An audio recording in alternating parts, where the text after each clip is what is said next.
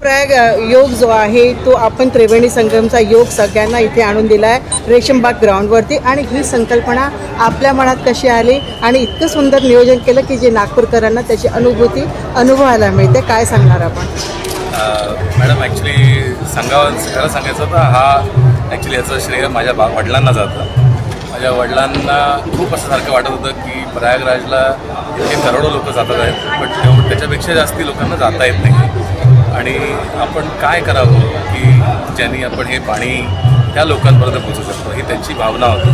आणि मग त्यांनी मला एक चॅलेंज दिला असा की तू काय करून दाखवू शकतो, खूप टेक्नॉलॉजी म्हणतो, पण ही टेक्नॉलॉजीचा वापर करून तू कसा लोकांपर्यंत हे पोहोचवू शकतो। तर त्यांनी असा मला एक चॅलेंज म्हणून दिला आणि त्याच्यात आता तुम्ही पाहता की हा सगळा सोहळा त्याच्यामुळे करता आला। त्याचं खरं श्रेय त्या माझ्या वडिलांना आहे आणि त्यातच आम्ही मग माननीय मुख्यमंत्री साहेबांना भेटलो, त्यांना सांगितलं की असं असं आमची करायची इच्छा आहे। मुख्यमंत्री साहेबांनी 1 मिनिट ऐकलं फक्त आणि म्हणाले की नाही, हा खूप छान काम आहे, हे तुम्ही करावंच आणि हे तुम्ही जर नागपूरला केलं आणि आपल्या रेशीमबागेच्या पवित्र मैदानात केलं तर याला अजून महत्त्व येईल, तर तुम्ही इकडेच करा असं मुख्यमंत्री साहेबांनी सांगितलं आम्हाला आणि त्यांच्यामुळे हा सोहळा पार पडू शकला। आम्ही अगदी कॅननी पाणी आणलं आहे याच्यातून संगम ज्याला म्हणतो आपण ते आणलेलं आहे आणि मला असं वाटतं की नागपूरकर खूप छान याचा लाभ घेतात आहेत। मला बऱ्याच लोकांनी थांबून मला म्हटलं की अहो तुमच्यामुळे आम्हाला हे मिळतं आहे, म्हटलं आमच्यामुळे काही नाही, इथे आपले 7 संत आले आहेत, त्या 7 संतांच्या मूळ पादुका आहेत। जेव्हा हे आपले संत आहेत आपल्याबरोबर तेव्हा काय वाईट कसं होऊ शकतं, असं या अनुषंगाने आम्ही हा कार्यक्रम केला आहे। टेक्निकली बाबांनी तुम्हाला एकदम चॅलेंज केलं, तर त्या चॅलेंजला सुद्धा आपण खूप चांगले म्हणजे ग्राउंडमध्ये आलात आणि आपल्या अर्धांगिनी आपल्यासोबत आहे, पूर्णांगिनी आम्ही म्हणूया। परंतु हे टेक्निकल चॅलेंजिंग एक्सेप्ट करताना काय तुम्हाला अनुभव आले आणि तुमचं त्याच्यानंतर तुम्हाला हे किती दिवस लागले सगळं तयार करायला?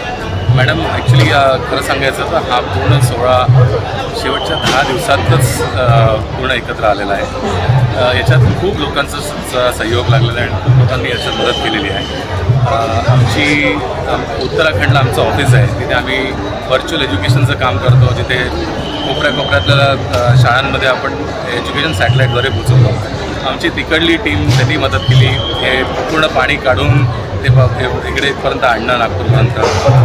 नागपुरात बऱ्याच मित्रांचं आणि बऱ्याच मंडळींचं सहभाग्य झालं, मी काही विसरत असून तुला पण खूप लोकांच्या मेहनतीनेच हा पार पडू शकलेला आहे।